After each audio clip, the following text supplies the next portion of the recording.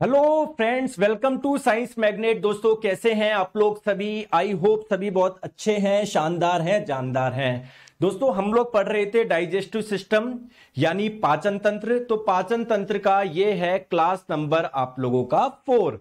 3 class हो चुकी है। आज ही अपना पूरा का पूरा पाचन तंत्र अपना जो होगा ना वो कवर हो जाएगा, कंप्लीट हो जाएगा। ठीक है, एक चीज मैं आप लोगों को बता दूं, बताओ जल्दी से, कल कहां तक पढ़ चुके थे? सर हमने माउथ के बारे में पूरा पढ़ लिया था। इसके बाद में सर ईसोफेगस के बारे में पूरा पढ़ लिया था।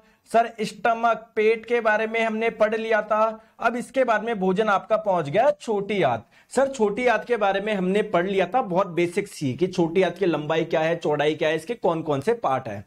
सर हम जो पढ़ने वाले थे वो क्या पढ़ने वाले थे? लीवर के बारे में पढ़ रहे थे, अगर आपको ध्यान हो तो आइए दोस्तों इस लीवर को हम लोग शुरू करते हैं। थोड़ा सा स्टार्ट किया था लेकिन इसको करते हैं हम लोग।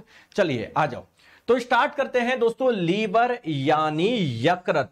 देखो दोस्तों, लीवर की पोजीशन बहुत इंपॉर्टेंट है, ध्यान रखिएगा। अगर आप लोगों से पूछा जाए लीवर कहां पर पाया जाता है, लेफ्ट में, राइट में, तो आप हमेशा अपने अकॉर्डिंग देखोगे, ये आपका लेफ्ट है, ये आप लोगों का राइट है। तो देखो ये आपका लेफ्ट, ये आपका राइट। राइट में आप लोगों को ये लीवर मिलेगा। और मैंने आपको बताया था ये हमारा ऐसा ऑर्गन है जिसमें किसकी प्रॉपर्टी पाई जाती है? रीजनरेशन की, मतलब रीजनरेशन की विशेषता पाई जाती है। अगर थोड़ा सा कट लग जाए ना, पूरे अपने आप को वापस रीजनरेट ये कर लेगा। दोस्तों अब देखो, ये हमारा एक ऑर्गन है, अंग है। अगर आप लोगों से बोला जाए कि हमारी बॉडी का लार्जेस्ट, सबसे बड़ा अंग कौन सा है, लार्जेस्ट ऑर्गन कौन सा है, बताओ क्या आंसर होगा आपका? आप लोग बोलोगे स्किन यानी त्वचा। देखो यार, त्वचा कितनी बड़ी है, यहां पर भी त्वचा त्वचा त्वचा त्वचा त्वचा त्वचा। हमारी पूरी बॉडी जो है त्वचा से तो ढकी हुई है। ठीक है दोस्तों, अगर आप लोगों से पूछा जाए सेकंड लार्जेस्ट ऑर्गन कौन सा है, दूसरा सबसे बड़ा ऑर्गन कौन सा है, दोस्तों वो आपका लीवर ही है, वो आपका यकृत ही है। कई जगह इसको जिगर भी बोलते हैं। ठीक है, तो लीवर बोल दो, यकृत बोल दो, जिगर बोल दो, बात बराबर है। दोस्तों अगर आप लोगों से बोला जाए कि ग्रंथि किसको बोलते हैं, ग्लैंड किसको बोलते हैं, सर ऐसे हमारे बॉडी के पार्ट जिससे कुछ ना कुछ निकलता है। दोस्तों इससे कुछ ना कुछ निकलेगा क्या? कुछ जूस बनता है क्या इसमें, बताओ? हाँ सर, आपने थोड़ा सा बताया था, पूरा नहीं बताया था, बस आपने थोड़ा बताया था। इससे एक जूस निकलता है जिसको बोलते हैं बाइल जूस यानी पित्त रस। तो दोस्तों ऐसी ग्लैंड जिनसे कोई जूस निकलता है, कोई रस निकलता है, उसको आप लोग एक्सोक्राइन ग्लैंड बोलते हैं क्या? बाह्य श्रावी ग्रंथि बोलते हैं क्या? बिल्कुल। तो लीवर क्या है आपका? एक प्रकार का एक्सोक्राइन ग्लैंड है, एक बाह्य श्रावी ग्रंथि है, एक बाह्य श्रावी ग्रंथि है। बात आ गई समझ में? बिल्कुल सर। दोस्तों हमारी बॉडी में अलग अलग टाइप की ग्लैंड होती है, कोई एंडोक्राइन होती है, कोई एक्सोक्राइन। अगर सबको ओवरऑल बात करें, अगर पूछा जाए लार्जेस्ट ग्लैंड कौन सी है हमारी बॉडी की, लार्जेस्ट ग्लैंड, तो वो आप लोगों का लीवर ही है, यकृत ही है। दोस्तों अगर आप लोगों से पूछा जाए कि हमारी बॉडी का सबसे बड़ा इंटरनल ऑर्गन यानी आंतरिक, सबसे बड़ा आंतरिक अंग बोला जाए ना, आंतरिक अंग, तो आपका स्किन नहीं होगा, क्योंकि स्किन तो आप लोगों का आउटर है, बाहर से देख पा रहे हो। अंदर कौन कौन से? किडनी है, हार्ट है, लीवर है। तो इंटरनल ऑर्गन में सबसे बड़ा आप लोगों का पूछा जाए तो आपका आंसर हो जाएगा लीवर। और दोस्तों ये लीवर जो होता है ना, काफी, इसका वजन भी काफी ज्यादा होता है। कितना होता है सर? लगभग मानो 1.5 किलो से 1.7 किलोग्राम के आसपास। क्लियर है क्या? ठीक है sir, this is my first live class, please any suggestion to me. Abhijeet ji पहली क्लास से पढ़ो, बीच में मत आइएगा ना। अगर आपने बीच में कोई बच्चे ज्वाइन करता है ना, तो आप केमिस्ट्री स्टार्ट करो, पहली क्लास से करो, कहीं बीच में मत घुसना। आप सोचो यार ये टॉपिक इंपॉर्टेंट है तो मैं यहां से पढ़ लू, नहीं, कोई मतलब नहीं है, सब इंपॉर्टेंट है और पहली क्लास से पढ़ोगे तभी आपको सब कुछ समझ में आएगा। ठीक है, आगे बात समझ में आ जाओ। तो दोस्तों लीवर की हम लोग स्टडी करने जा रहे हैं। तो आप लोगों से कई बार पूछा था कि स्टडी ऑफ लीवर क्या कहलाता है, तो दोस्तों ये कहलाता है आप लोगों का हेपेटोलॉजी। ठीक है, मैंने आपको ये भी बताया कि ये जो है हमारा, अगर आप आंतरिक अंगों की बात करें, इंटरनल ऑर्गन की बात करें, तो आंतरिक अंगों में क्या है? सबसे बड़ा है और सबसे भारी भी, इसका वजन भी सबसे ज्यादा होता है, 1.5 से 1.7 किलो के आसपास होता है। अगर एक्सटर्नल ऑर्गन की बात करी जाए, तो एक्सटर्नल ऑर्गन में जो आपकी चमड़ी हो जाएगी, जो आपकी स्किन हो जाएगी, जो त्वचा हो जाएगी, वो आप लोगों की सबसे बड़ी हो जाएगी। मैंने आपको यह भी बताया लीवर जो है हमारी बॉडी की सबसे बड़ी ग्लैंड है, सबसे बड़ी ग्रंथि है। और ये कौन सी ग्लैंड है? एक्सोक्राइन ग्लैंड ग्लैंड है, तो सबसे बड़ी ग्लैंड बोल दो, सबसे बड़ी एक्सोक्राइन ग्लैंड बोल दो, आंसर क्या होगा आप लोगों का? लीवर ही होगा। क्लियर है क्या? आ जाओ, चलो आ जाओ। नेक्स्ट हम लोग बात करते हैं सर लीवर काम क्या क्या करेगा, है ना, लीवर क्या क्या काम करता है सर। देखो एक इंपॉर्टेंट काम तो मैंने आपको यह बताया कि लीवर क्या करेगा, बाइल जूस बनाएगा, पित्त रस बनेगा, जो इसके अंदर बाइल जूस बनेगा ना वो बहुत इंपॉर्टेंट है हमारी बॉडी के लिए। तो लीवर का एक काम तो क्या है, बाइल जूस बनाना, पित्त रस का निर्माण करना। क्या लेकिन लीवर का सर एक ही काम है क्या? नहीं सर, लीवर के बहुत सारे काम है। आइए मैं आपको वो काम समझाता हूं एक एक करके। देखो दोस्तों एक चीज मुझे बताओ, जब आप लोग भोजन करोगे, कार्बोहाइड्रेट वाला भोजन करेंगे, जब आपका इसका डाइजेशन होगा, इससे आपको क्या मिलेगा बताओ? क्या मिलेगा सर? ग्लूकोज मिलेगा। अल्टीमेटली वो ग्लूकोज कहां पर जाएगा सर? हमारे ब्लड में जाएगा। तो दोस्तों क्या होता है, जब हमारे ब्लड में ग्लूकोज होता है ना, ग्लूकोज, तो ग्लूकोज की मात्रा जब बहुत ज्यादा हो जाती है तो ग्लूकोज बेसिकली किस में कन्वर्ट हो जाता है? ग्लाइकोजन में कन्वर्ट हो जाता है। मतलब बेसिकली जो हम लोग कार्बोहाइड्रेट खा रहे थे वो बेसिकली डाइजेस्ट हुआ, तो आपको क्या मिला? ग्लूकोज। और जब आपके ब्लड में ग्लूकोज की मात्रा ज्यादा हो जाएगी तो वो आपका ग्लाइकोजन में कन्वर्ट हो जाता है। यानी अगर बेसिकली आपसे एग्जाम में क्वेश्चन पूछा जाए कि मानव शरीर में, या मानव शरीर छोड़ो किसी भी एनिमल्स की बात करें कि एनिमल में जो कार्बोहाइड्रेट स्टोर होता है वो किस फॉर्म में होता है? ग्लाइकोजन के फॉर्म में होता है। अब सर ये ग्लाइकोजन कहां पर रहेगा? ब्लड में रहेगा क्या? नहीं दोस्तों, ग्लाइकोजन जो होता है वो आप लोगों का सबसे ज्यादा ग्लाइकोजन कौन स्टोर करता है? हमारा लीवर स्टोर करता है, हमारा लीवर स्टोर करता है। तो बेसिकली आप लोग ये बोल सकते हो ना, स्टोरेज ऑफ ग्लूकोज, मतलब बेसिकली ग्लाइकोजन क्या है? बहुत सारे ग्लूकोज से मिलकर बना है ना। तो ये जो ग्लाइकोजन जो है उसको स्टोर कौन करेगा? आपका लीवर ही करेगा। दूसरा काम मैंने बताया आपका बाइल जूस का निर्माण करेगा। ठीक है सर, और काम भी बताओ। दोस्तों ये इतनी सारी चीजें स्टोर करता है, इसको हम लोग ह्यूमन बॉडी का स्टोर रूम भी बोलते हैं। सर कहां करा इतनी सारी चीज स्टोर? ग्लाइकोजन ही तो स्टोर करा है। नहीं सर, और भी चीज स्टोर करता है। आइए मैं आपको बताता हूं। दोस्तों आप जब हम लोग आगे पढ़ेंगे विटामिन के बारे में मैं आपको पढ़ाऊंगा, है ना। विटामिन के अलग अलग टाइप के होते हैं क्या? Vitamin A, vitamin K, vitamin E, vitamin D, vitamin B, vitamin C, सुना है आपने? तो दोस्तों ये विटामिन बी और सी होते हैं ना, ये वाटर सॉल्युबल होते हैं, ये जल में घुल जाते हैं। जबकि ये वाले विटामिन होते हैं ना, ये जल में नहीं घुलते, लेकिन हाँ फैट जो होता है ना, वसा में घुल जाता है। जैसे तेल वगैरह में आराम से घुल जाएंगे क्योंकि तेल में बहुत अधिक मात्रा में वसा पाया जाता है। ठीक है दोस्तों, क्या आप लोगों को पता है हमारी बॉडी बहुत सेल से मिलकर बनी हुई है, कोशिका से मिलकर बनी हुई है? बताओ सर आपकी शादी हुआ कि नहीं? सतीश कुमार मौर्य जी, अब बताओ सतीश कुमार जी, शादी हो गया है? बिल्कुल सतीश जी, यार आप कैसे क्वेश्चन पूछ रहे हो? बताओ, हैं इतने अच्छे बच्चे हो आप, सारे इतने प्यारे बच्चे हो, आपके माता पिता आपके लिए इतनी मेहनत कर रहे हैं कि चलो यार पढ़ाई कर रहा है बेटा, कोई बात नहीं है, लेकिन आप ऐसे देखो आके ऐसे क्वेश्चन पूछ रहे हो। मैं तो जवाब दे दूंगा यार, मैं आप पे क्या करूंगा गुस्सा करके? बताओ। लेकिन प्लीज आप इधर पढ़ाई करिए, इधर पढ़ाई करने आए हो, सिलेक्शन हमारा पढ़ाई से होगा। ठीक है सतीश जी, मिल गया जवाब, आ जाओ। देखो तो हमारी बॉडी क्या है दोस्तों, बहुत सारी कोशिकाओं से मिलकर बनी हुई है। एक्चुअली में दोस्तों हमारी बॉडी में ऐसी कोशिकाएं जिनका स्ट्रक्चर एक जैसा है, जिनका काम एक जैसा है, वो एक साथ जुड़ी होती है। यार एक चीज मुझे बताओ, अगर कहीं पर आप लोग जाओगे, जो लोग एक जैसे होते हैं वो उनका ग्रुप अलग बन जाता है। जैसे मान लो आप कहीं पर जाओगे, कहीं फंक्शन में जाओगे, तो पापा की उम्र के जो लोग होते हैं वो एक साथ बात करने लग जाते हैं, जो छोटे बच्चे होते हैं वो एक साथ आप लोगों के खेलने लग जाते हैं, है ना। तो सिमिलरली ऐसी सेल्स, ऐसी कोशिकाएं जिनका काम एक जैसा होता है, जिनका स्ट्रक्चर एक जैसा होता है, उन कोशिकाओं के समूह को आप लोग क्या बोलते हैं?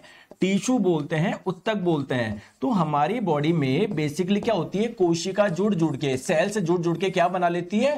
टिश्यू बना लेती है, उत्तक बना लेती है। क्लियर है क्या? समझ में आ गया? जैसे अगर आप ये छोटा सा आपका ये टुकड़ा तोड़ोगे ना आपके स्किन का, तो क्या एक कोशिका निकलेगी कि नहीं सर? बहुत सारी कोशिकाओं का समूह निकलेगा, यानी टिश्यू निकलेगा, उत्तक निकलेगा। क्लियर है क्या? ठीक है दोस्तों, हमारी बॉडी में अलग अलग टाइप के टिश्यू पाए जाते हैं। हम लोग जब टिश्यू चैप्टर पढ़ेंगे उसमें डिटेल में पढ़ेंगे, बस अभी आप लोग ध्यान रख लीजिए, हमारी बॉडी में एक टिश्यू पाया जाता है जिसका नाम है adipose tissue. Adipose, tissue, adipose उत्तक। दोस्तों इस उत्तक का काम क्या है, ये एडिपोज टिश्यू क्या करता है, जो आप लोग फैट खाते हो ना, जो वसा वाली चीज खाते हो, वो फैट को स्टोर करता है, संग्रहित करता है। ठीक है, अब ये वाले टिश्यू सर हमारी बॉडी में कहां पर पाए जाते हैं? दोस्तों ये वाले टिश्यू पाए जाते हैं हमारे लीवर में, ये वाले टिश्यू पाए जाते हैं हमारे स्किन में, त्वचा में। इसलिए दोस्तों अगर आप लोग फैट ज्यादा खाओगे तो आप मोटे हो जाते हो ना। क्यों हो जाते हो? क्योंकि आपकी स्किन में एडिपोज टिश्यू है जो क्या करता है, फैट को स्टोर कर लेता है। तो अगर आप लोग फैट खाओगे तो फैट आपकी स्किन में जाके स्टोर हो जाएगा ना, आपके लीवर में स्टोर हो जाएगा ना। बात समझ में आ गई क्या? बोलो हाँ या ना। बिल्कुल। अब मुझे एक चीज बताओ कि कहीं ना कहीं लीवर के अंदर ये एडिपोज टिश्यू पाया जा रहा है, तो अगर आप लोग फैट खाओगे तो फैट जाके लीवर में भी तो स्टोर होगा। तो देखो लीवर कहीं ना कहीं आप लोगों का फैट भी तो स्टोर कर रहा है। बताओ हाँ या ना, बताओ हाँ या ना। बिल्कुल। दोस्तों मान लीजिए अगर आप लोग ये विटामिन बहुत ज्यादा खा रहे हो, vitamin K, vitamin E, vitamin D, vitamin A, अगर बहुत ज्यादा मात्रा में खा रहे हो, अब ये विटामिन फैट में घुल जाता है। तो अगर हमारी बॉडी में कहीं पर फैट है, वसा है, तो उसमें जाके घुल जाएंगे। तो अगर लीवर में फैट स्टोर हो रहा है तो लीवर में आपके ये वाले विटामिन भी क्या हो जाएंगे, स्टोर हो जाएंगे। देखो vitamin K, vitamin E, vitamin D, vitamin A, इसीलिए हम लोग लीवर को स्टोर रूम भी बोल रहे हैं। ये बात समझ में आई क्या? आई बात समझ में? ठीक है, ठीक है। तो बेसिकली ये कर क्या रहा है सर, वसा को संग्रहित करता है। किस रूप में? एडिपोज टिश्यू के रूप में। इसके अंदर एडिपोज टिश्यू होते हैं, वो ये काम करते हैं। ठीक है, तो vitamin K, vitamin E, vitamin D, vitamin A का संग्रहण कर रहा है, फैट का संग्रहण कर रहा है, इसलिए हम लोग इसको स्टोर रूम बोल रहे हैं। सर और भी इसके काम है क्या लीवर के? बिल्कुल सर, लीवर के और भी काम है। दोस्तों ध्यान रखिएगा, अगर कोई व्यक्ति एल्कोहल पीता है तो इसका कुछ टॉक्सिक इफेक्ट होता है क्या, जहरीला पदार्थ? बिल्कुल। अगर कोई मेडिसिन खाता है, दोस्तों मेडिसिन के भी आपके टॉक्सिक इफेक्ट होते हैं, ध्यान रखिए। तो क्या करता है, लीवर का काम है डिटॉक्सिफिकेशन करना। देखो है ना, मेटाबॉलिज्म करना। मेटाबॉलिज्म का मतलब क्या है, जो भी आप लोग खा रहे हो उसके साथ में हमारी बॉडी में जो भी प्रक्रिया होती है उसको मेटाबॉलिज्म बोलते हैं, चाहे उसको पचाना हो या उसके साथ में जो भी प्रक्रिया हो। तो अगर आप लोग कोई मेडिसिन ले रहे हैं, अगर आप लोग कोई ड्रग ले रहे हैं, ड्रग का मतलब यहां पर क्या है, मेडिसिन है। तो अगर आप लोग कोई मेडिसिन ले रहे हैं, अगर कोई आप लोग एल्कोहल ले रहे हैं, तो उसका मेटाबॉलिज्म का काम किसका होगा? लीवर का होगा। ये लीवर तय करेगा अंदर उसके साथ में क्या क्या करना है। अब दोस्तों क्या होता है, इस एल्कोहल और ड्रग का क्या होता है, कुछ टॉक्सिक इफेक्ट होता है, कुछ जहरीला प्रभाव होता है। तो लीवर क्या करता है, इसके जहरीले प्रभाव को कम करता है, या मैं बोलूं लीवर क्या करता है, डिटॉक्सिफिकेशन का कार्य करता है। तो अगर कोई व्यक्ति बहुत ज्यादा शराब पीता है तो क्या होता है, लीवर करता है यार चलो शराब पिया है, इसके जहरीले प्रभाव को चलो कम करते हैं। लेकिन कोई व्यक्ति रोज पिए जा रहा है, उसका लीवर परेशान हो गया। तो दोस्तों अगर कोई व्यक्ति बहुत ज्यादा अल्कोहल पिएगा तो लीवर उसका काम करते करते परेशान हो जाएगा, लीवर आप लोगों का काम करना बंद कर देगा। इस बीमारी को आप लोग बोल दोगे लीवर सिरोसिस। तो आप लोगों से अगर पूछा जाए लीवर सिरोसिस कैसे होता है, आप लोग बोलोगे शराब की अधिक मात्रा के सेवन से लीवर सिरोसिस होता है। क्लियर है क्या? क्लियर है क्या? मोहित कुमार जी बोल रहे हैं सर आप फास्ट बोलते हैं, प्लीज थोड़ा स्लो बोलो। ठीक है मोहित कुमार जी। सतीश कुमार मौर्य जी बोल रहे हैं आप बहुत पतले हैं, अभी थोड़ी देर पहले पूछ रहे थे कि सर आपकी शादी हो गई क्या। सतीश जी को ब्लॉक कर दिया जाए।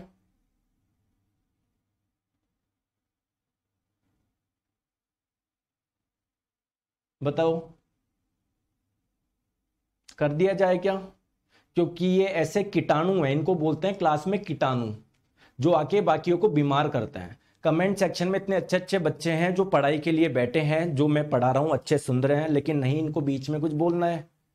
ठीक है सतीश जी, तो आप क्या चाह रहे हो, आपने पैसे दे दिए तो मैं आपको ब्लॉक नहीं कर सकता, इसमें मत रहना, ध्यान रखना। तुमने मुझे 2 करोड़ रुपए नहीं दिए, 2 करोड़ रुपए देता ना तो तुरंत लौटा देता।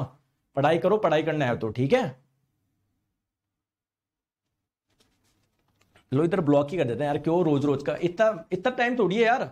मेरा काम है पढ़ाना, सिलेक्शन देना, मेरा काम ये नहीं है फालतू बातों का ही करना। देखो ये सतीश जी ये उड़ा दिया, कर दिया ब्लॉक, यूजर दे दो 799, कोई बात नहीं है, देते रहो। ऐसा थोड़ी कर दिया, आए उसे पढ़ने तो पढ़ाई करो यार। क्लियर है क्या? ठीक है। नहीं लास्ट वार्निंग कुछ नहीं हो गई, वार्निंग वगैरह सब गए वो। अब अगला नंबर किसका है वो भी बता देना। ठीक है। सर एक चीज मुझे और बताओ शराब के बारे में कि सर मैंने कई बार एग्जाम में अगर पूछ ले तो शराब का पाचन कहां पर होगा। दोस्तों जो व्यक्ति शराब पीता है ना तो उसका बेसिकली डाइजेशन तो हो जाता है यहां पर आप लोगों का स्टमक में, आमाशय में, है ना, मतलब उस शराब से जो सिंपल फॉर्म में टूट जाता है आप लोगों का आमाशय में।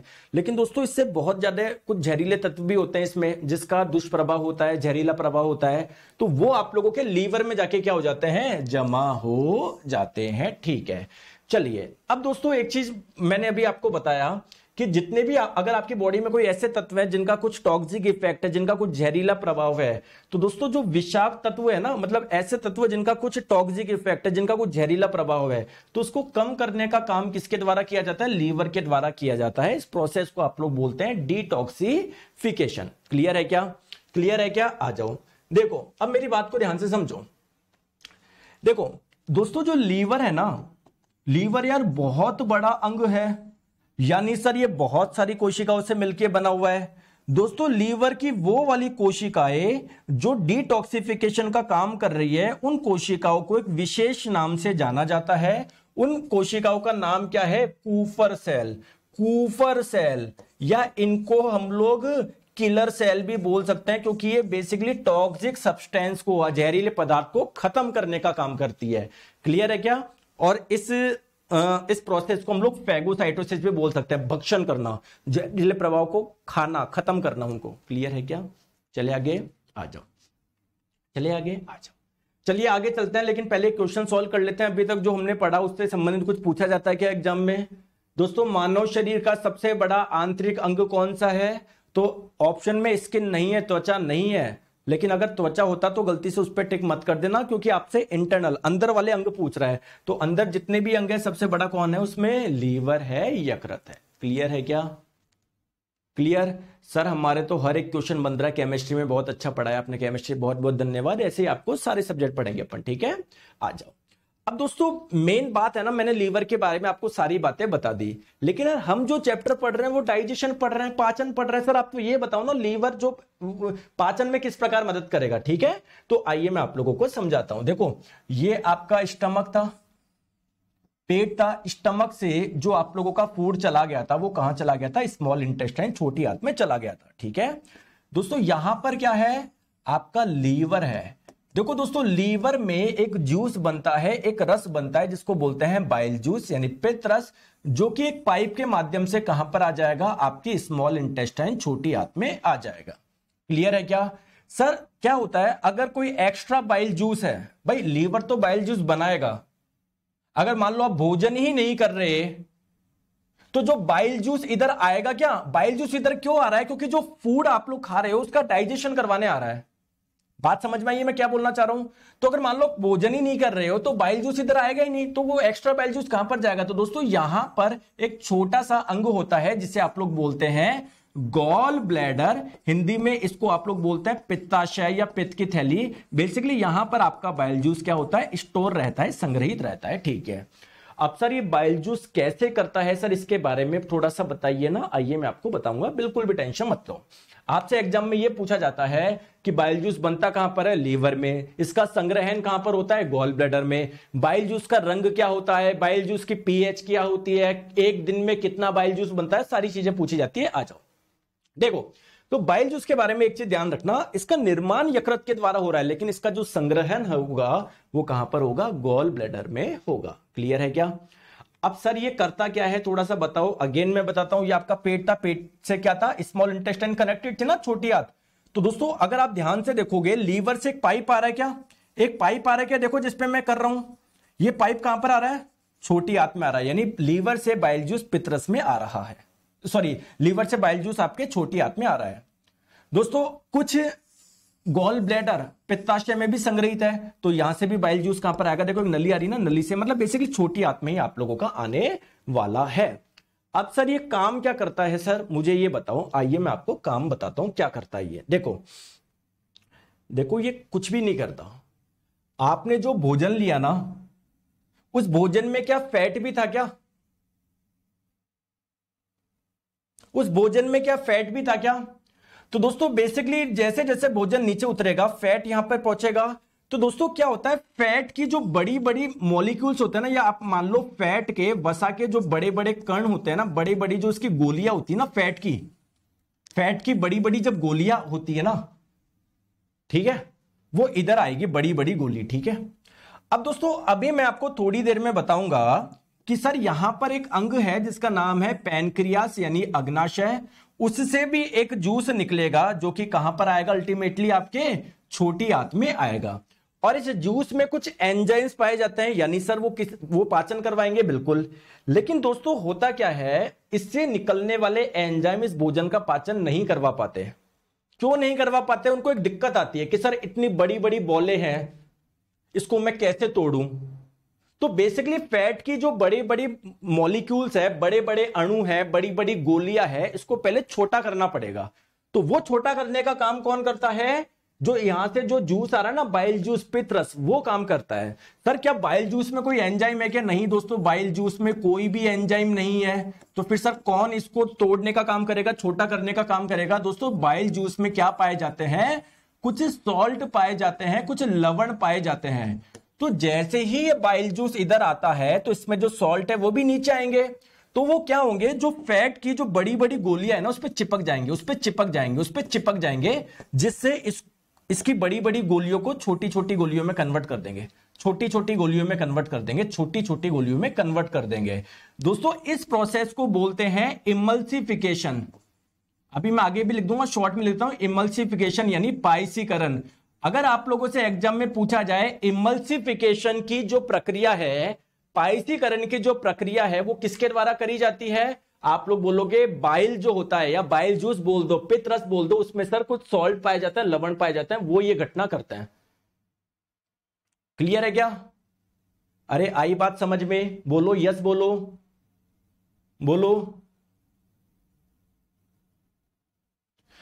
तो दोस्तों बेसिकली आपका यहां पर जो भी फैट था उसका दोस्तों 95% फैट का जो है ना इमल्सिफिकेशन हो गया। तो लगभग 95% वसा का जो हो गया ना पाइसीकरण हो गया। सर पाइसीकरण क्या होता है? ब्रेकिंग इनटू स्मॉल पीस, छोटे पीस में आप लोगों का तोड़ना या छोटे पीस में आपका कन्वर्ट करना। ये किसके द्वारा किया जाता है? बाइल जूस यानी पित्त रस के द्वारा किया जाता है।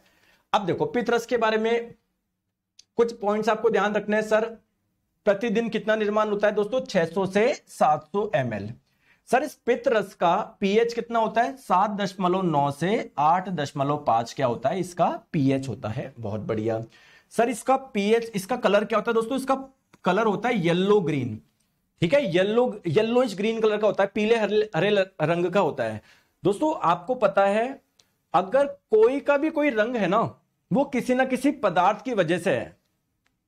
जैसे मान लो पानी में अगर मैंने लाल कलर की इंक डाली तो पानी लाल कलर का हो जाएगा ना। तो मैं बोलूँ पानी का लाल कलर किस वजह से हुआ है? आपने बोला कि सर आपने जो लाल इंक डाली ना इसकी वजह से हुई है। सिमिलरली दोस्तों आप लोगों के क्या होते हैं, कुछ पदार्थ होते हैं जिसकी वजह से क्या होता है, रंग मिलता है, उसको बोलते, ऐसे पदार्थ को बोलते हैं पिगमेंट यानी वर्णक। जैसे अगर मैं आपको बोलूं कि टमाटर का लाल रंग किसकी वजह से है, तो सर टमाटर में एक पिगमेंट पाया जाता है, एक वर्णक पाया जाता है जिसका नाम है लाइकोपीन। आगे पढ़ेंगे अभी जस्ट मैं आपको समझाने के लिए।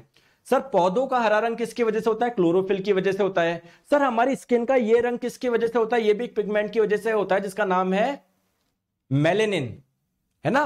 तो कुल मिला के सर अगर इसका रंग ये है तो जरूर इसमें कोई ना कोई पिगमेंट होंगे। बिल्कुल सर होंगे। तो दोस्तों एक्चुअली में जो बिलीरुबिन होता है ना, इसकी वजह से मिलता है दोस्तों येलो कलर, और बिलीवर्डिन ये जो पिगमेंट है, ये जो पदार्थ है इस बाइल जूस के अंदर, इसकी वजह से मिलता है हरा कलर। ठीक है।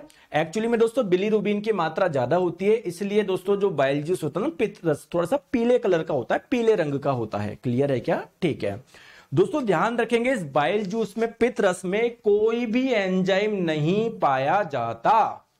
क्या आप लोग सोचो ये पाचन करवा रहा है तो जरूर इसमें कोई ना कोई आपका एंजाइम होगा? नहीं, इसके अंदर कुछ सॉल्ट पाए जा रहे हैं जो ये काम कर रहे हैं, इसके अंदर कुछ सॉल्ट पाए जाते हैं, लवण, जो ये काम कर रहे हैं। क्लियर है क्या? चलो दोस्तों एक बार अभी हमने जो पढ़ा उससे कुछ क्वेश्चन बन सकता है क्या, देख लो। इनमें से कौन सा पदार्थ है जो कि पित्ताशय में संग्रहित होता है, गॉल ब्लैडर में स्टोर होता है?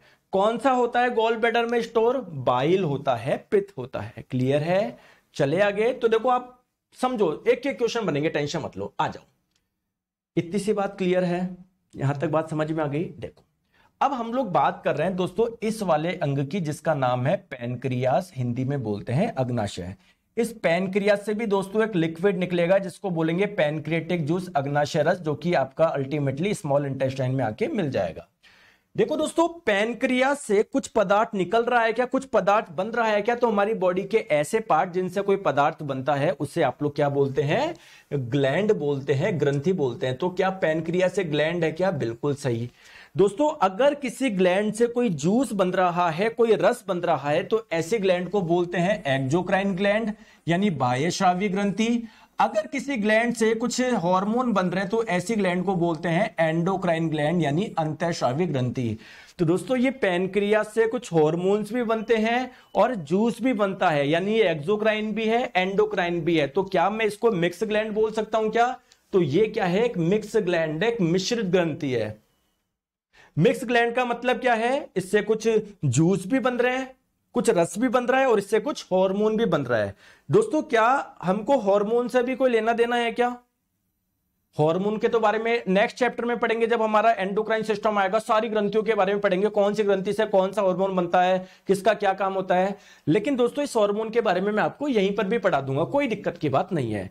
तो आप लोग बोलोगे कि मिक्स ग्लैंड का मतलब क्या है, दोस्तों ये एक्सोक्राइन बाह्यस्रावी की तरह भी काम कर रही है और ये एंडोक्राइन यानी अंतःस्रावी की तरह भी काम कर रही है। एंडोक्राइन का मतलब क्या है सर, इससे हार्मोन्स भी बन रहे हैं। एक्सोक्राइन का मतलब क्या है, इससे कुछ जूस भी बन रहा है, इससे कुछ रस भी बन रहा है और इसमें कुछ एंजाइम्स भी है। तो एंजाइम्स है, कुल मिला के ये आपका भोजन के पाचन में मदद कर देगा। दोस्तों इससे जो हार्मोन बन रहा है वो क्या करेगा, दोस्तों अभी समझ लो, हमारे ब्लड की शुगर के लेवल को कंट्रोल करेगा। कैसे करेगा अभी थोड़ी देर में समझते हैं, पहले इसको समझते हैं, जब ये अच्छे से क्लियर हो जाएगा तब इसमें चलेंगे। क्लियर है क्या, आ जाओ। दोस्तों एक बच्चे ने बहुत अच्छा पॉइंट लिखा है, ध्यान रखो, सूरज सिंह जी ने, बहुत बढ़िया।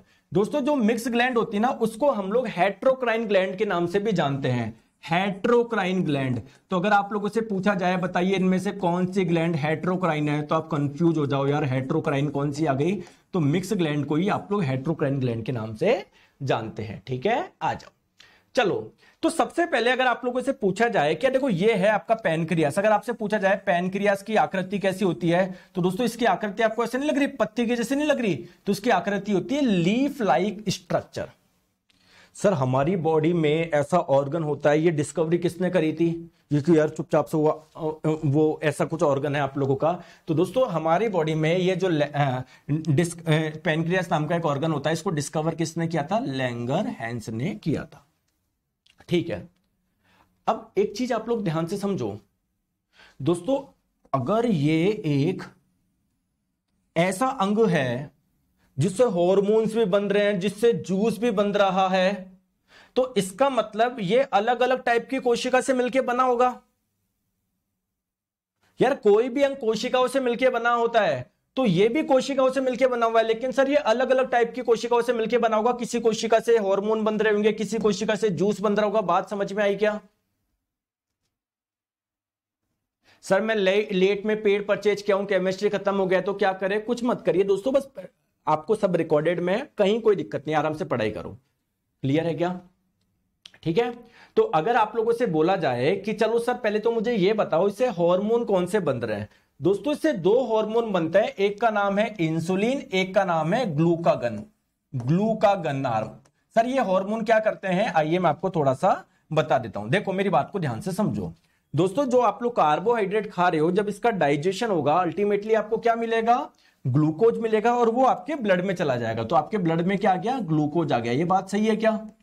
अभी मैंने आपको बताया कि जब हमारे ब्लड में ग्लूकोज की मात्रा ज्यादा हो जाती है तो ग्लूकोज बेसिकली किस में कन्वर्ट हो जाता है, ग्लाइकोजन में कन्वर्ट हो जाता है। दोस्तों ग्लूकोज को ग्लाइकोजन में कन्वर्ट करने का काम एक हार्मोन के द्वारा किया जाता है जिसका नाम है इंसुलिन हार्मोन। अगर दोस्तों आपके इस पैनक्रियास से इंसुलिन हार्मोन बन ही नहीं रहा तो आपके ब्लड में जो ग्लूकोज है क्या वो ग्लाइकोजन में बदल पाएगा क्या? तो आपके ब्लड में ग्लूकोज की मात्रा क्या हो जाएगी? सर मैंने आपकी बुक ले ली, क्या आपके क्लास के 100 नोट्स की कॉपी करे क्या? नहीं पढ़े क्या दोस्तों? स्वप्निल जी बोल रहे हैं सर मेरा जीवन पूरा डूब गया। क्यों डूबा स्वप्निल जी बताओ? है डूबेगा तो अब आप मुझे पहले बताओ, पहले कैसे डूब गया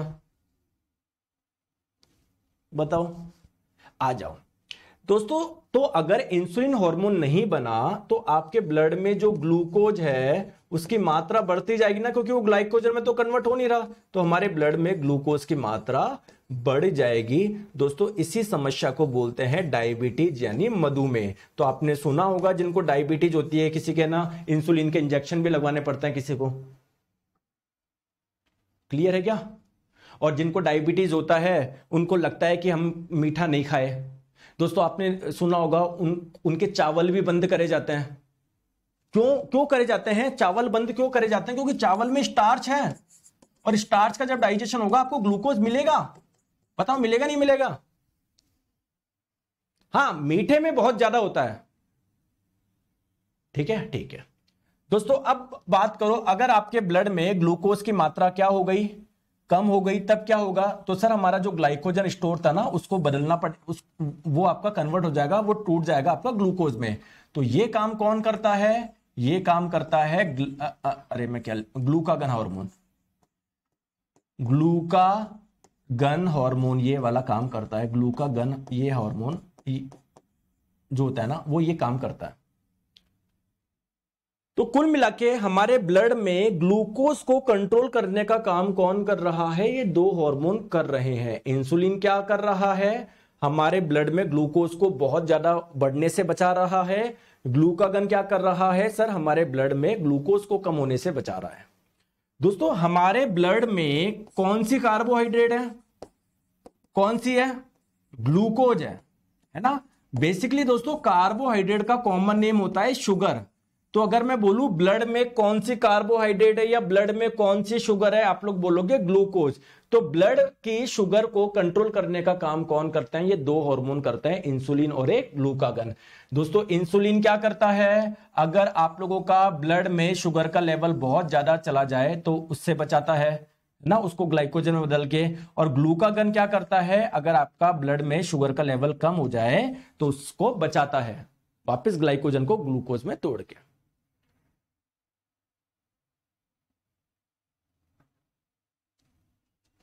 यार एक काम करो, तुम डाउट पूछ लो यार, है ना। मैं तो बैठ जाता हूं यार, छोड़ो पढ़ाना क्या है? डाउट भी सुनो। सर जी बुक की प्राइस बहुत ज्यादा पड़ रही है, किसी तरह कोर्स खरीद लिया, बुक खरीदने की कोशिश कर रहा हूं। क्यों कोशिश कर रहे हो? ज्यादा नेता बन रहे हो क्या ज्यादा? अब आप बोलोगे सर ऐसा क्यों बोल रहे हो? नहीं नेता ही बन रहे हो, और क्या बोलूं मैं बताओ? क्या दिखाना चाह रहे हो आप? ये सर अब मैं बुक खरीदने क्यों मत करो परचेज। मैंने बोला अरे सारा ध्यान इधर ले लो, कुछ भी पढ़ने की जरूरत नहीं है, कुछ भी खरीदने की जरूरत नहीं है, 1 रुपया भी लगाने की जरूरत नहीं है, ध्यान रखो 1 रुपया भी। लेकिन मजा आ रहा है ना तुम्हें? नहीं सर मैं तो फिर भी आएंगे 2 जने जोश में, सर और कौन से बुक खरीदूं, सर और कुछ खरीदने की जरूरत है क्या? पढ़ाई के अलावा सब करवा लो तुमसे। एक लड़का है राज, सर माफी चाहूंगा बोलना नहीं चाहता, आप बहुत अच्छा पढ़ाते हैं, आप ठीक करवा दीजिए सर। राजजीत देखो 5 मिनट से एक ही कमेंट कर रहे हो, अगर मैं अच्छा पढ़ाता तो पढ़ने में ध्यान देते, आप कमेंट थोड़ी करते। जब मैंने आपको एक जना बोल रहा है सर नोट्स बनाने में कंफ्यूजन हो रहा है, राम अवतार जी घूमने में तो कंफ्यूजन नहीं होता, पता ना कि किस सड़क निकलना किस गली निकलना है। तो जब मैं पढ़ा रहा हूं आपको, मतलब मैं ये भी बताऊं नोट्स कैसे बनाओ है, वो तो भलाओ उन बच्चों का जो रोज नोट्स बनाते हैं। तुमको नोट्स भी बनाना नहीं आता तो लो मैंने बच्चों की फोटो खींच के भेज दी, लो ऐसे बना लो नोट्स। क्या कंफ्यूजन हो रहा है दोस्तों? पूरा ध्यान समझने में दो, लास्ट में जो मैंने पढ़ा है उसको लिख लो आराम से, अभी मत लिखो, अभी आप समझ लो। आपको सब दे रहा हूं मैं पीडीएफ वगैरह,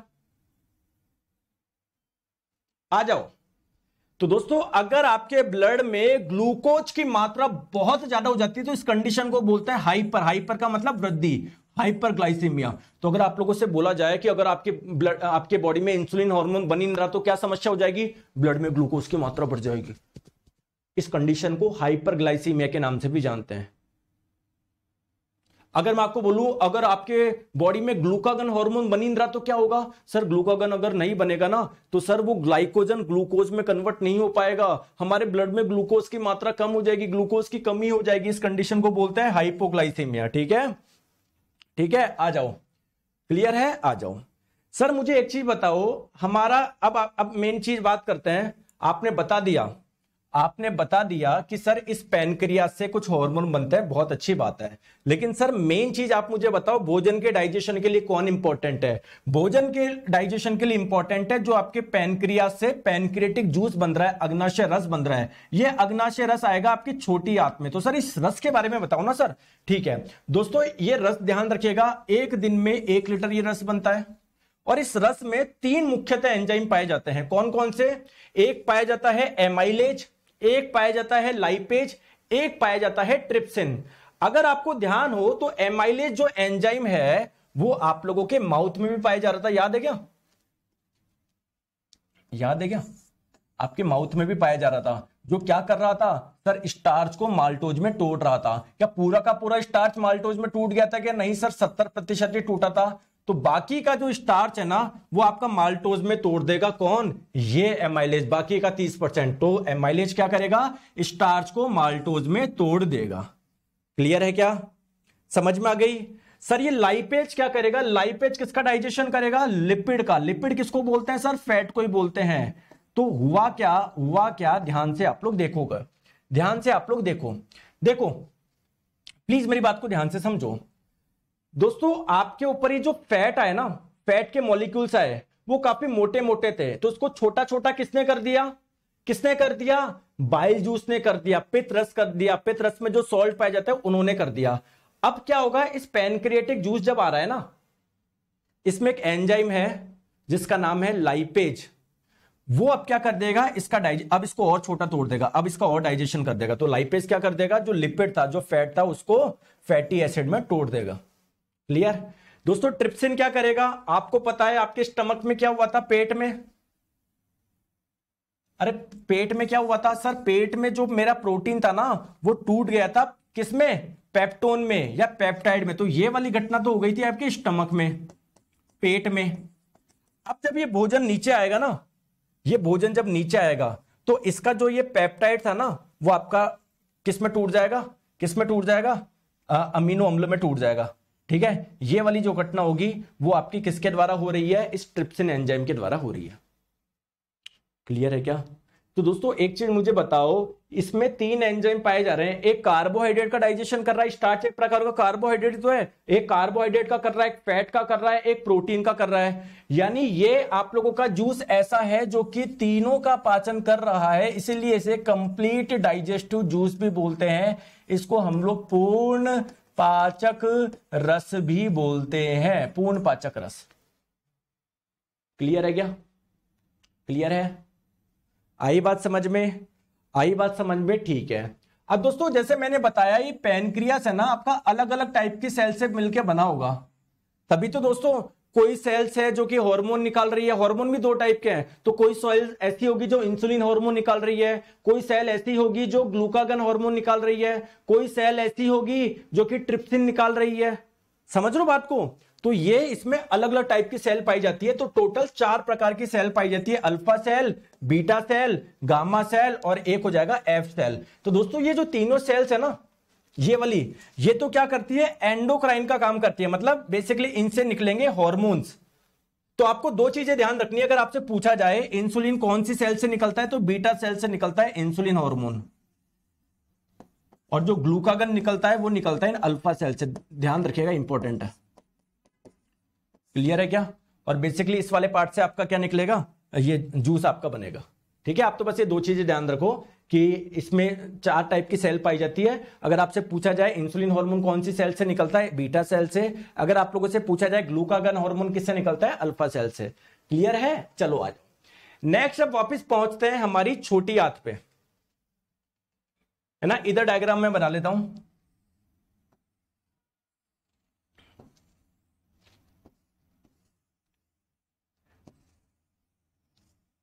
दोस्तों मुझे एक चीज बताओ, आपने स्टार्च खाया, जैसे जैसे नीचे आया यहां पर आके अब क्या हो गया सर, स्टार्च टूट गया माल्टोज में। क्या दोस्तों ये कंप्लीट डाइजेशन हो गया क्या? नहीं सर, अभी तो माल्टोज को और तोड़ना है, तब जाके मानेंगे हम लोग कंप्लीट डाइजेशन होगा। दोस्तों एक चीज मुझे बताओ, जो आपने प्रोटीन खाया था उसका डाइजेशन हो गया, अमीनो एसिड में टूट गया, जो फैट आपने खाया था वो फैटी एसिड में टूट गया, लेकिन दोस्तों इस माल्टोज को आगे कौन तोड़ेगा, दिक्कत ये है। और आप मुझे बताओ कि आप लोग यही वाली कार्बोहाइड्रेट खाते हो क्या, स्टार्च? नहीं सर, मैं तो ये वाली कार्बोहाइड्रेट भी खाता हूं, लैक्टोज। ये वाली कार्बोहाइड्रेट कहां पर मिलती है सर? ये वाली कार्बोहाइड्रेट मिलती है कहां पर? दूध में। तो सर अगर मान लो मैंने लैक्टोज खाया तो उसका डाइजेशन कहां पर होगा? सर मैं तो ये वाली कार्बोहाइड्रेट भी खाता हूं, सुक्रोज। ये कहां पर मिलती है? गुड़ में। तो सर जब ये गुड़ खाऊंगा तो ये वाली का डाइजेशन कहां पर होगा? आइए मैं आपको बताता हूं। दोस्तों एक्चुअली में आपकी जो स्मॉल इंटेस्टाइन होती है ना, छोटी आंत, इसमें भी क्या होती है, अंदर छोटी छोटी ग्लैंड होती है। मतलब बेसिक आप ये ध्यान रखो, आपकी स्मॉल इंटेस्टाइन है ना, छोटी आंत, इसमें भी क्या होता है, अंदर एक जूस बनता है जिसको बोलते हैं इंटेस्टाइनल जूस, आंतरस। इससे क्या होता है, 3 एंजाइम बनता है। कौन कौन से? एक माल्टेज, एक सुक्रेज, एक लैक्टेज। तो जो माल्टेज क्या करेगा, माल्टोज का डाइजेशन करा देगा, सुक्रेज क्या करेगा, सुक्रोज का डाइजेशन करा देगा, लैक्टेज क्या करेगा, लैक्टोज का डाइजेशन करा देगा। ठीक है, माल्टेज क्या करेगा, माल्टोज का डाइजेशन करा देगा। तो माल्टोज का जब डाइजेशन हो जाएगा, इससे क्या मिल जाएगा, ग्लूकोज प्लस ग्लूकोज मिल जाएगा, ग्लूकोज प्लस ग्लूकोज मिल जाएगा। देखो सिंपल कार्बोहाइड्रेट मिल गई ना आपको। सुक्रेज क्या करेगा, सुक्रोज का डाइजेशन कराएगा। सुक्रोज के डाइजेशन से क्या मिलता है आपको, ग्लूकोज प्लस फ्रक्टोज। दोस्तों ये फ्रक्टोज भी आपका सिंपल ही कार्बोहाइड्रेट है, 3 कार्बोहाइड्रेट सिंपल होती है, ग्लूकोज, फ्रक्टोज, गैलेक्टोज। अल्टीमेटली ये भी आपकी बॉडी में फिर ग्लूकोज में कन्वर्ट हो जाता है, लेकिन ये भी सिंपल ही कार्बोहाइड्रेट है। ठीक है, आ जाओ। दोस्तों लैक्टेज क्या करेगा, लैक्टोज का डाइजेशन करेगा। तो लैक्टोज का जब डाइजेशन हो जाएगा, उससे आपको मिल जाएगा ग्लूकोज प्लस गैलेक्टोज। तो कुल मिला के कार्बोहाइड्रेट का भी डाइजेशन हो गया, प्रोटीन का भी हो गया, फैट का भी हो गया।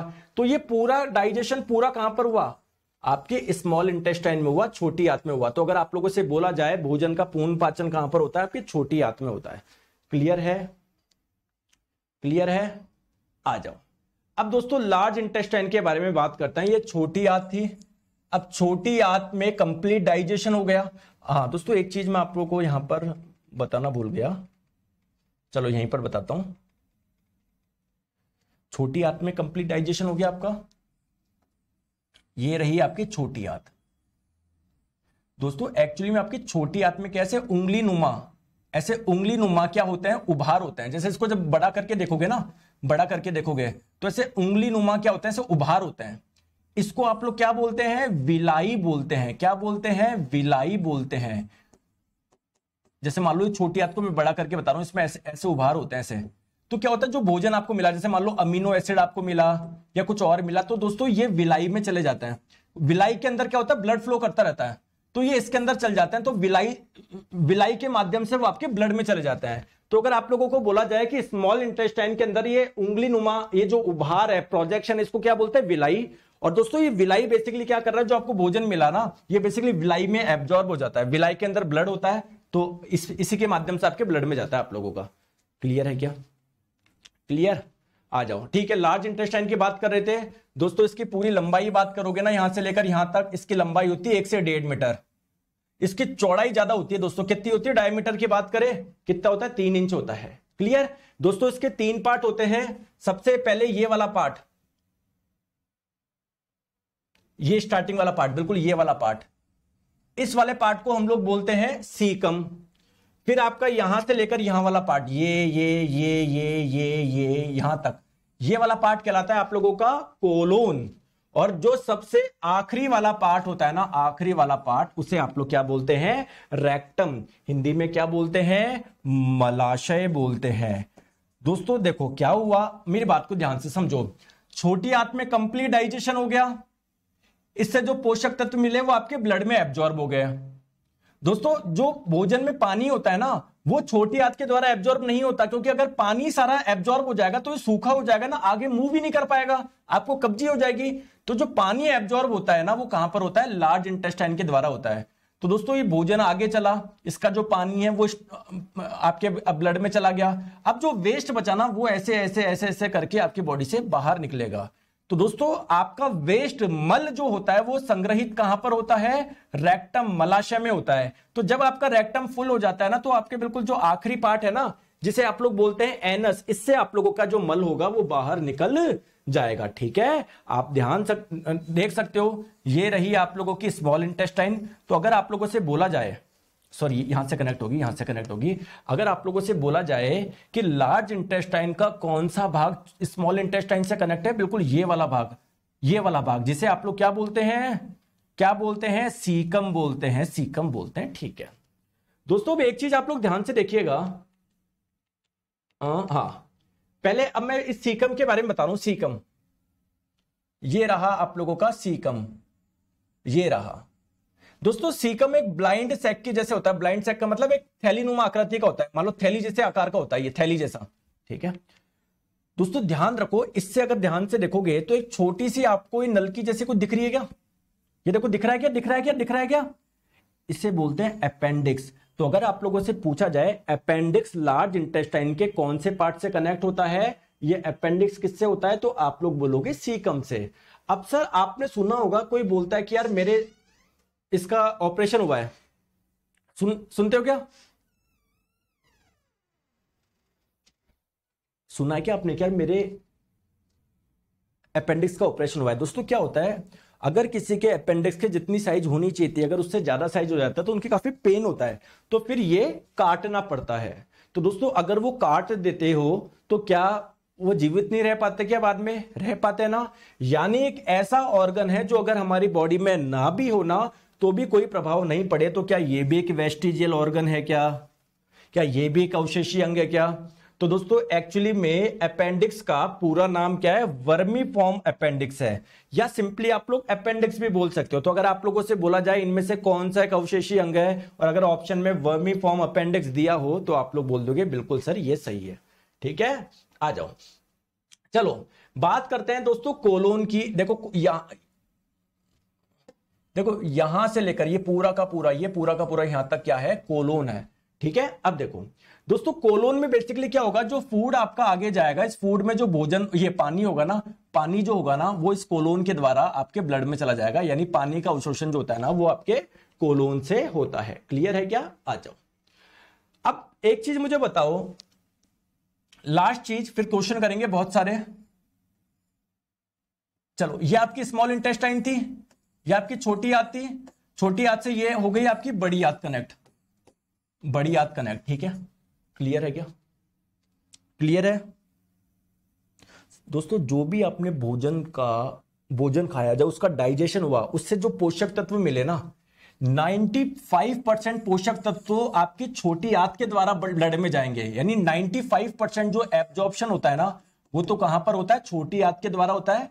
बाकी का कुछ पार्ट जो होता है ना वो लार्ज इंटेस्टाइन के द्वारा एब्जॉर्ब होता है। तो बताओ सर स्मॉल इंटेस्टाइन के द्वारा क्या एब्जॉर्ब होता है और लार्ज इंटेस्टाइन के द्वारा क्या एब्जॉर्ब होता है? दोस्तों जो भी आपने कार्बोहाइड्रेट खाया, जो भी आपने प्रोटीन खाया, जो भी आपने फैट खाया, जब इसका डाइजेशन हुआ, ये आप इससे जो भी चीज मिली वो आपके कहां पर होगी? छोटी आंत के द्वारा एब्जॉर्ब होगी। Carbohydrate, protein, fat. क्लियर है? जो भी आप लोग विटामिन खाओगे वो भी आपके छोटी आंत के द्वारा एब्जॉर्ब होंगे, है ना, वो भी आपके छोटी आंत के द्वारा एब्जॉर्ब होंगे, सिवाय एक के। विटामिन के जो होता है वो आपकी बड़ी आंत के द्वारा एब्जॉर्ब होता है।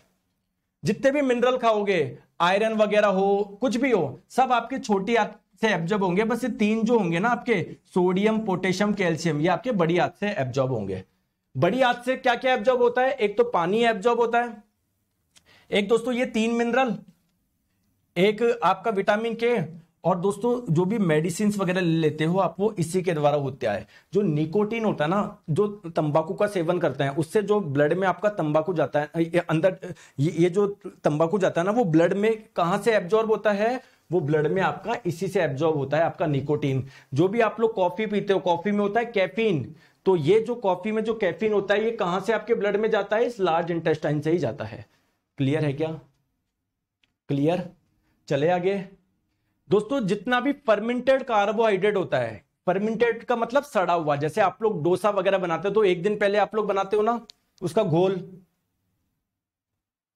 जलेबी जो आप लोग खाते हो उसका घोल एक दिन पहले बनता है ना। एल्कोहल भी बहुत पुरानी होती है ना, तो जितना भी फर्मेंटेड होता है ना वो सारा का सारा लार्ज इंटेस्टाइन से ही आप लोगों का एब्जॉर्ब होता है। क्लियर है दोस्तों? आई बात समझ में? अब कुछ मैं बीमारी बता दूं आपको। अच्छा बीमारी तो अभी रेक्टम तो समझो, ये रेक्टम, मलाशय, तो दोस्तों ये रेक्टम क्या करता है, मल का संग्रहित करता है। जब इसकी कैपेसिटी पूरी हो जाएगी तो ये लास्ट जो पार्ट है ना इसका एनस, उससे बाहर निकल जाएगा। ठीक है, उससे आपका मल बाहर निकल जाएगा। क्लियर। अब कुछ बीमारी मैं आपको बताता हूं, simple simple. Jaundice.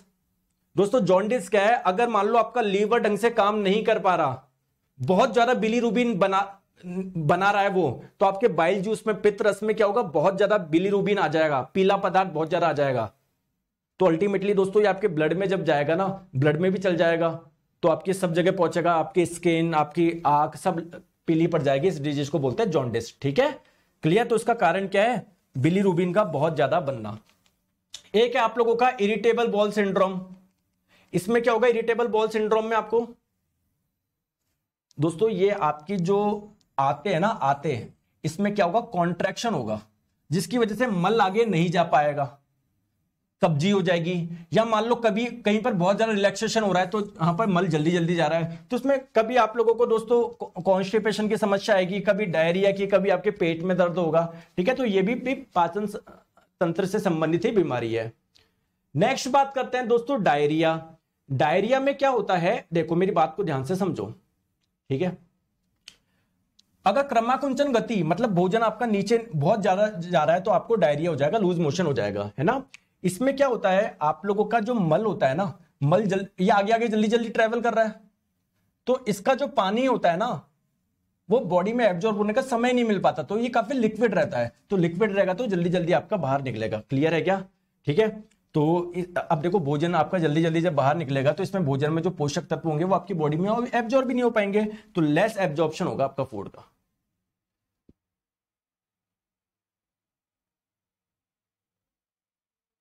Raj ji बोल रहे सर स्मॉल इंटेस्टाइन का भी तो पार्ट होता है ना, क्योंकि आपके बुक में दे रखा है, उसे याद करूं। राज जी कल बताएं ताकि स्मॉल इंटेस्टाइन के 3 पार्ट। यार देखो बीच में बुक बुक के गुणगान मत गाओ, मैं गाने लग गया ना तो देखो यार, मैं तो 1 करोड़ रुपए कमा सकता हूं महीने की, आपको पता है क्या। दिन भर पढ़ाऊं कम, अरे मेरी ये बुक ले लो, मेरी वो बुक ले लो, मेरी टेस्ट सीरीज ले लो।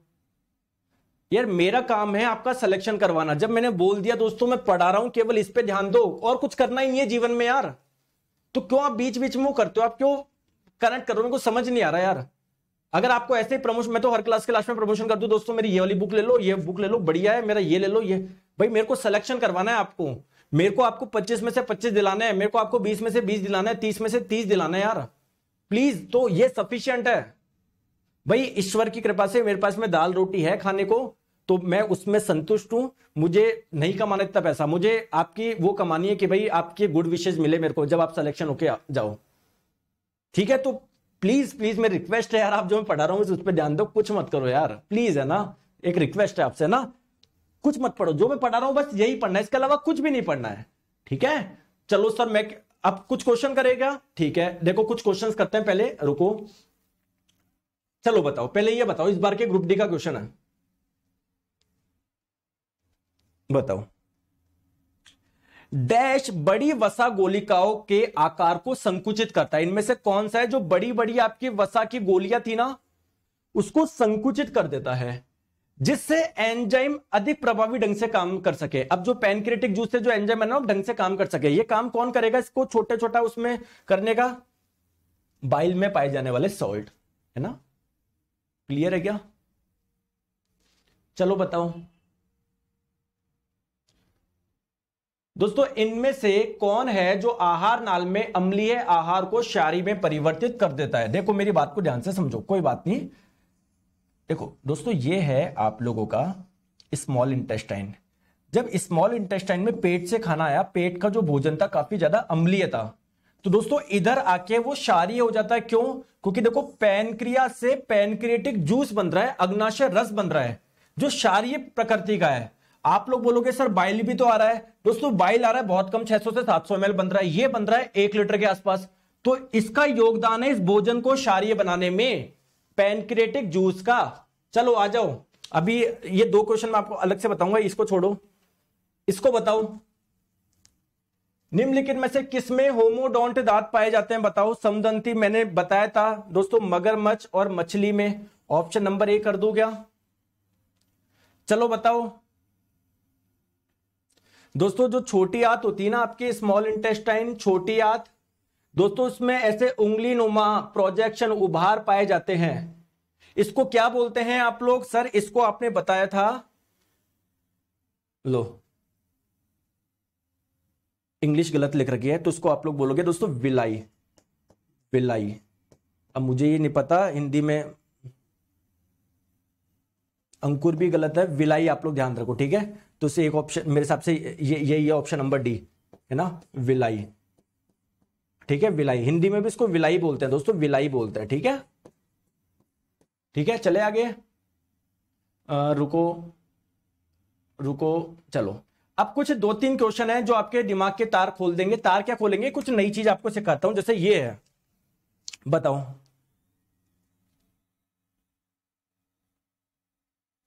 किसी व्यक्ति के पाचन तंत्र की जांच करने के लिए इस्तेमाल किया जाने वाला यंत्र कहलाता है, कौन सा है बताओ।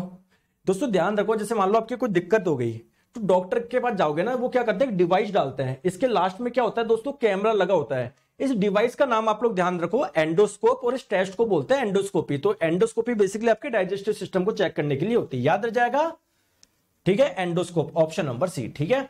आ जाओ, ये क्वेश्चन आप लोग बताओ, ये क्वेश्चन बताओ, कोई नई चीज सीखने को मिलेगी। दोस्तों भोजन के पाचन की प्रक्रिया के दौरान कौन सी ऊर्जा किस में कन्वर्ट होती है। देखो पाचन में होता क्या है ये तो आपको पता ही है। देखो आप भोजन जो ले रहे हो उसमें कार्बोहाइड्रेट भी है, प्रोटीन भी है, फैट भी, बेसिकली आप अलग अलग टाइप के केमिकल खा रहे हो ना, मतलब समझ रहे हो। तो एनर्जी कौन सी है आपके उस फूड में, केमिकल एनर्जी है, रासायनिक ऊर्जा है। दोस्तों पाचन में क्या होता है, जो भोजन होता है ना आपका, वो छोटे छोटे पार्ट में टूटता है, यानी उसके अंदर के बॉन्ड टूट रहे होंगे। दोस्तों जब भी बॉन्ड टूटते हैं, बंध टूटते हैं ना, हीट रिलीज होती है, एनर्जी रिलीज होती है। तो पाचन में बेसिकली क्या हो रहा है, केमिकल एनर्जी हीट एनर्जी में या थर्मल एनर्जी में कन्वर्ट हो रही है, ठीक है। तो यहां से क्या मिल रहा है आपको, हीट एनर्जी मिल रही है फ्रॉम केमिकल एनर्जी। समझ में आ गई।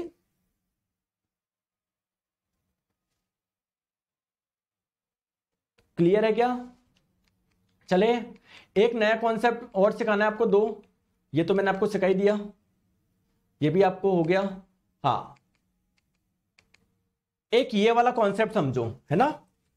आ जाओ दोस्तों, एक चीज मुझे बताओ, कार्बोहाइड्रेट अलग अलग टाइप की होती है। कार्बोहाइड्रेट होती है जिसका नाम है सेल्यूलोज। सर ये वाली कार्बोहाइड्रेट कहां पर पाई जाती है दोस्तों, ये आप लोगों की हरी पत्तेदार सब्जियों में, घास में पाई जाती है। दोस्तों क्या हम लोग घास खाते हैं क्या हम लोग घास खाते हैं क्या, नहीं खाते। क्यों नहीं खाते, क्योंकि सर इस घास में बहुत अधिक मात्रा में सेल्यूलोज पाया जाता है।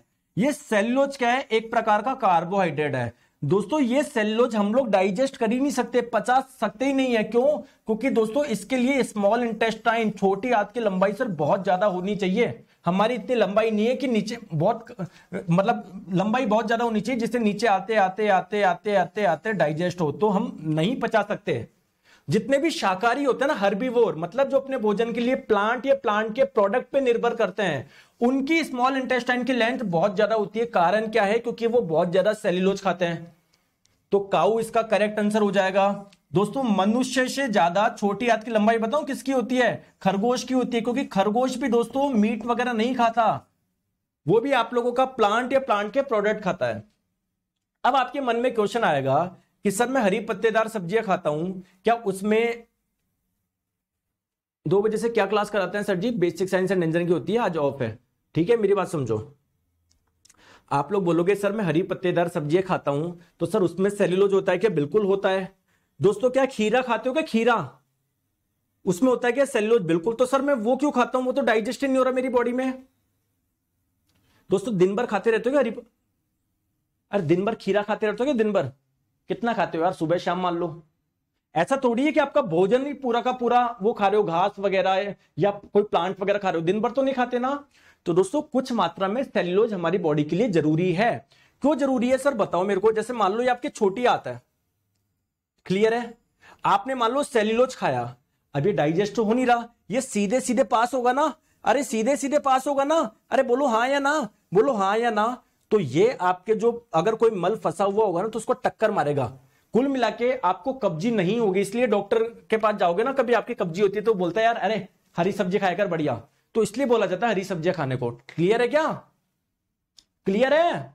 ठीक है। एक लास्ट कॉन्सेप्ट जो आपको एक नया सिखाना है वो ये है, बताओ, एक बार क्वेश्चन आया था एनटीपीसी में, लेकिन मैं सोच रहा हूं अगर एक भी क्वेश्चन आपका कहीं पर कुछ ऐसा आया है हटके, एनसीईआरटी से हटके, तो वो भी मैं आपको करवाऊंगा। बताओ दोस्तों, खुर वाले जानवर के आमाशय का सबसे बड़ा हिस्सा कौन सा है? दोस्तों जैसे हमारे स्टमक के तो 3 पार्ट होते हैं, कार्डिया, पाइलोरस, बताया था ना मैंने आपको। लेकिन दोस्तों जो खुर वाले जानवर होते हैं ना, खुर वाले जानवर किसको बोलते हैं? जिनके पैर के नीचे खुर वो होते हैं, खुर्रे होते हैं, जैसे घोड़ा हो गया, हाथी हो गया, आपका भेड़ हो गई, बकरी हो गई, गाय हो गई। तो दोस्तों इनका पेट है ना काफी बड़ा होता है। दोस्तों इन पेट के अलग अलग पार्ट होते हैं, बस आप लोग ध्यान रखना। सबसे बड़ा पार्ट पूछे, ये रूमेन सबसे बड़ा होता है। देखो रूमेन ना, ये सबसे बड़ा पार्ट होता है रूमेन। बस ये इतना सा पार्ट आपको ध्यान रखना है। क्लियर है? तो ये हो गया आप लोगों का सारा डाइजेस्टिव सिस्टम, पाचन तंत्र। आया क्या मजा? तो दोस्तों अगर आपका पूरा हो गया तो आज शाम तक मैं आपको डाइजेस्टिव सिस्टम यानी पाचन तंत्र का एक टेस्ट डाल दूंगा, जिसको आप लोग अटेम्प्ट करिएगा। देखना आपके कितने क्वेश्चन सही हो रहे हैं, कितने क्वेश्चन गलत हो रहे हैं। बस मैं आपको एक ही चीज बोलूंगा, अगर आप लोग सिलेक्शन लेना चाहते हो, दूसरी चीज कुछ भी नहीं बोलूंगा मैं आपको, वो बाकी आपकी इच्छा। अगर आप सीरियस है तो भाई सुनोगे, 10 बार सुनोगे। मैं आपको बोल रहा हूं बस दोस्तों रिवीजन पे आप लोग ध्यान रखना। जैसे मान लो अगर आपने डाइजेस्टिव सिस्टम पढ़ लिया ना, अभी पाचन तंत्र पढ़ लिया, तो दोस्तों उसको रिवाइज करते हुए चलिएगा, क्योंकि आपको आज तो याद है सब, आप 4 दिन बाद भूल जाओगे, आप 10 दिन बाद भूल जाओगे। आप क्या गड़बड़ करते हो दोस्तों? पढ़ लिया सर, मैं वो भी पढ़ लूं, मैं वो भी पढ़ लूं, मैं ये भी पढ़ लूं, अब रिवाइज का आपके लिए समय ही नहीं मिलता। तो जैसे हम लोग केमिस्ट्री पूरी कर चुके हैं, रसायन विज्ञान पूरी करवा चुका हूं ना मैं आपको, तो यार आपको देखो अभी तो केमिस्ट्री पूरी रिवाइज करनी है, तो बस रिवीजन पे ध्यान दो। आप जितना ज्यादा आप लोग रिवाइज करोगे उतना बेटर रहेगा। दोस्तों आप एक तो 50 चीजें पढ़ लो या एक चीज को 50 बार पढ़ लो, वो एक चीज 100% आपको याद हो जाएगी। तो मैं आपको एक जगह शानदार सब कुछ दे रहा हूं, बस आप रिवीजन पे ध्यान रखिएगा। ये मेरी आप लोगों से रिक्वेस्ट है, अगर आप सिलेक्शन लेना चाहते हो तो।